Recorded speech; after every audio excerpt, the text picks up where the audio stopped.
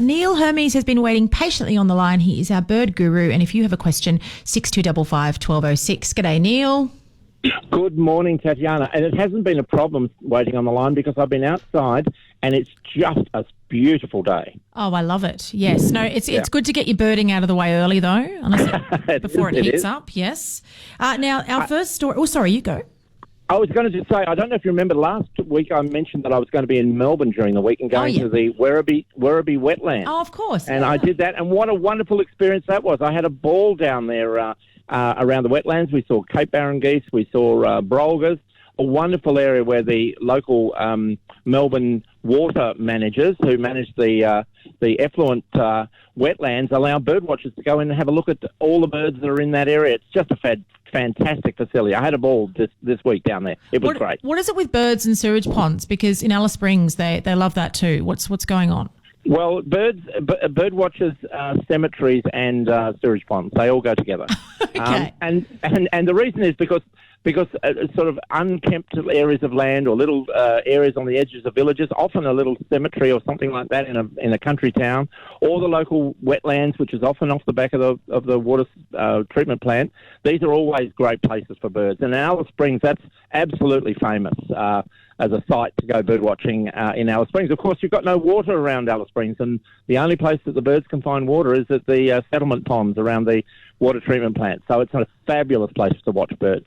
And that's what bird watchers do. It's something you have to learn when you're a bird watcher. You have to learn to like water treatment plants. And cemeteries, there you go. Now, I did talk about this briefly last week, the idea that the superb Fairywren is picky when it comes to helping others in distress. Tell me more about this one. Yeah, I read a story about this, Tatjana, and it was interesting because it explained it in terms of in Russian dolls, which I think helps the concept. Mm-hmm. With the Russian dolls, you've got a small one and then a bigger one around it and a bigger one around it. Yeah. And in the superb Fairywrens, they have a little family group, and it's about 6 birds. And then around that group of birds is a bigger group, associated neighbours, mm-hmm. Which is the sort of bigger, wider group. And then beyond that is the sort of community of blue wrens that live in that particular parkland or whatever. And they're very discreetly identified with one another, a bit like the Russian dolls. Right. And if you're closely related, in a family group of 6, you'll do lots to help your partner and your associates and the chicks.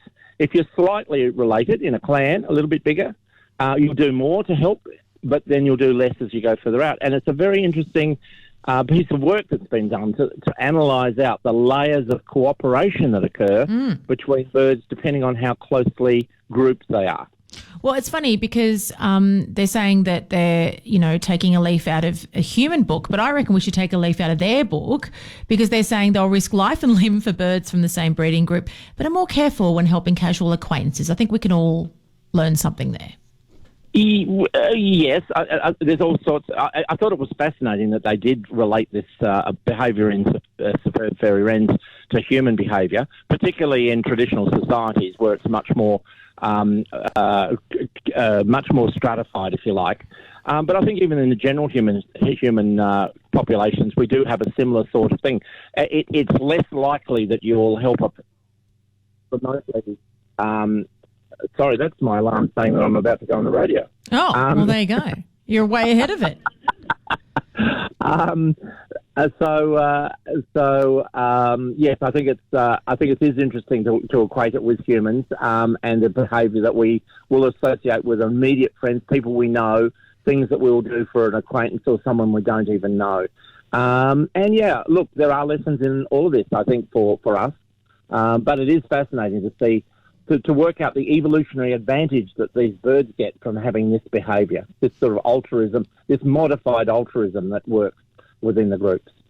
Now, this next story, I guess, is something that's really, really great to touch on, that everybody has, wants to do the right thing when it comes to helping, an injured bird, but you've obviously got to be very careful.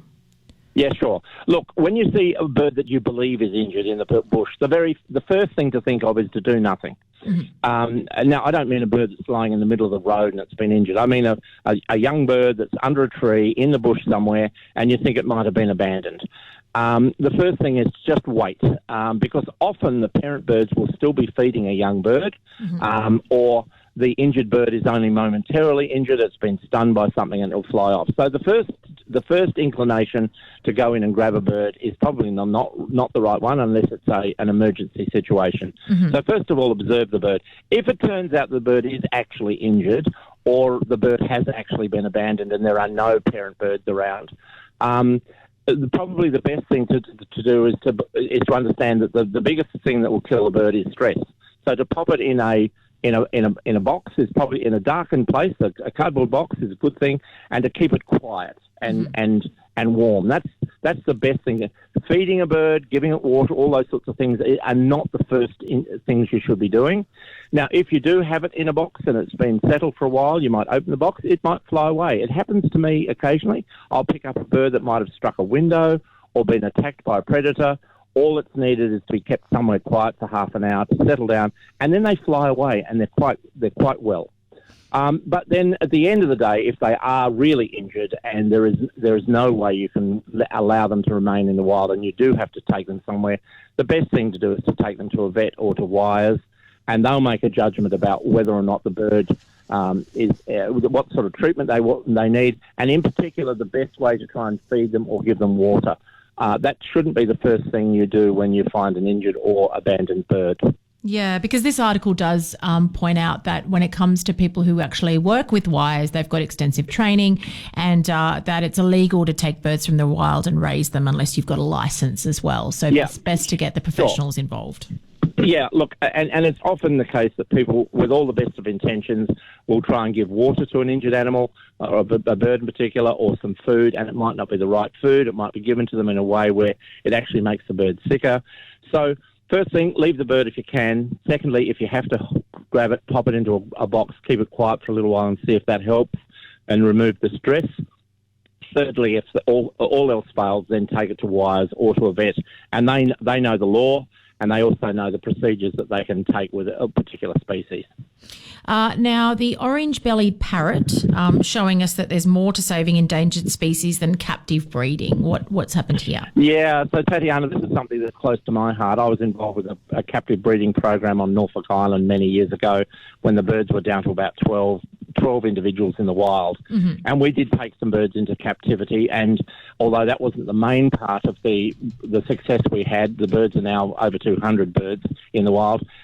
Sometimes captive breeding or holding birds in captivity can at least give some insurance whilst a bird is being assessed and being saved in the wild. With the orange-bellied parrot, a beautiful small parrot that migrates between Tassie and southern Australia, parts of Victoria each year, down to a couple of birds a year migrating. It was just extraordinarily rare back 2016, 17.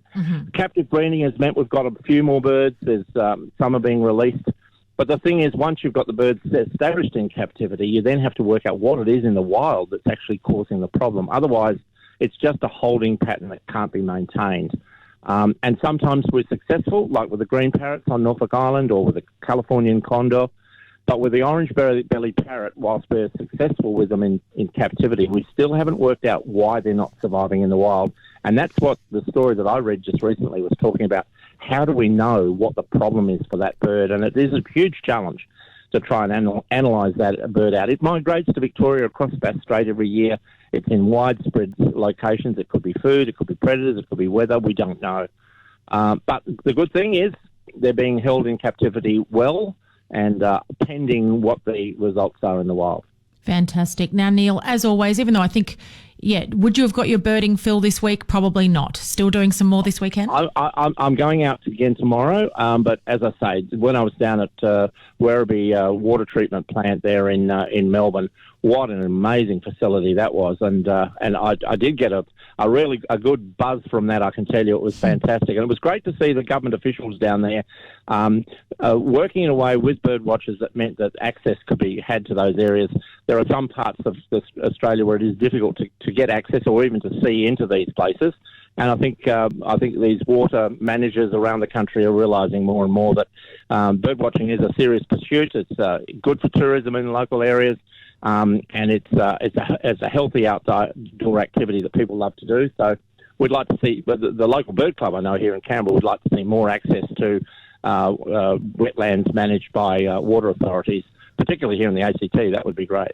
Fantastic. And if anyone wants to keep up with your birding adventures, neilhermes.com. Neil, thank you so much. That's it. Thanks, Tatjana.